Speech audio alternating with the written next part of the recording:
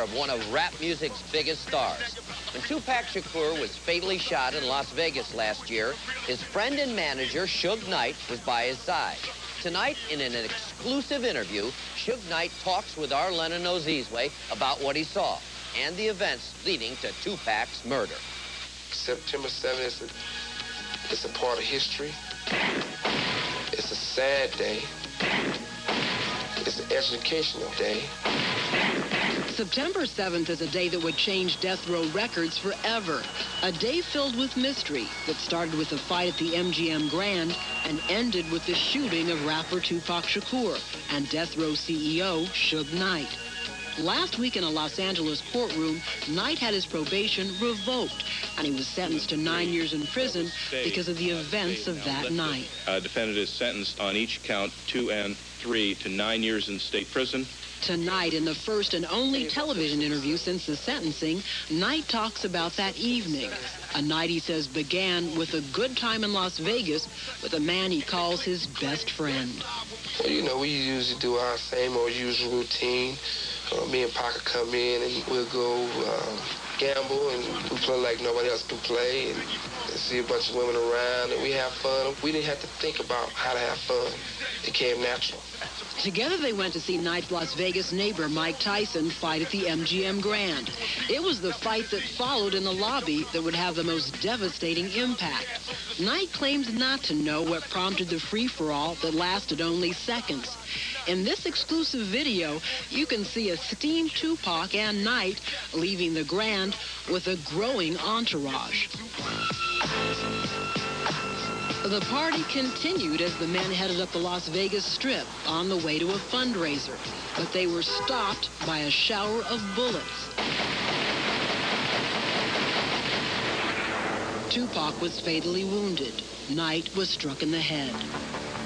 Knight reacted by making a U-turn, a move that's been questioned because the direction is away from any hospital. In our interview, Knight defended his action. How many people you know would get shot in their head where it fractured their skull instead of just taking off driving and thinking about their budget to make sure they're all right? Do you think any person gets shot in the head gonna say, oh, let me see the quickest way to get to the hospital? The average person, I think, would be dead. We asked Knight who killed Tupac. He says America's Most Wanted has already revealed the answer to that question. Whatever you have, that your show have, and the police have, seem like you guys had everything laid out already, and you guys asking questions that you guys already know the answer to. He's referring to the affidavit America's Most Wanted obtained last month. It says confidential informants have identified this man, Orlando Anderson, also known as Baby Lane, as Tupac's killer. Anderson is the same man who was the target of the fight at the MGM Grand. He's denied any involvement in the shooting, and so far neither Anderson or anyone else has been charged in Tupac's killing. But suspicion is centered on at least one other character, Suge Knight himself.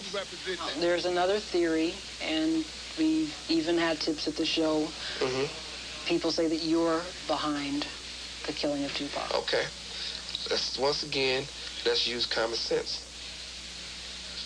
One, I'm gonna be behind killing my best friend and tell him to shoot me in my head.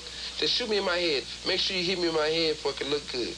That's crazy. I've had people stop me on the street saying Suge Knight did it, didn't he? One of the reasons they say is Tupac was fixing to leave death row records. Right. One of the things is this. I can guarantee you this. If you look at any interview that Tupac did, if you look at any video, any TV show he did, one thing he always did was praise his death row, and me and him praised each other. Knight says he's disappointed that Tupac's mother has said death row cheated her son. When I was in jail, I gave her a check of $3 million. Plus, also, you got the paperwork right there that you can show the screen, the camera, the world. I think in 4 or 5 months, Tupac spent $2.4 million, $2.5 million. Knight says Death Row Records will continue to succeed in spite of his 9-year sentence for parole violation in connection with that fight at the MGM Grand. Also unchanged, he says, are his feelings for Tupac. I love Pac then, I love Pac now. He loved me. That's my little homie.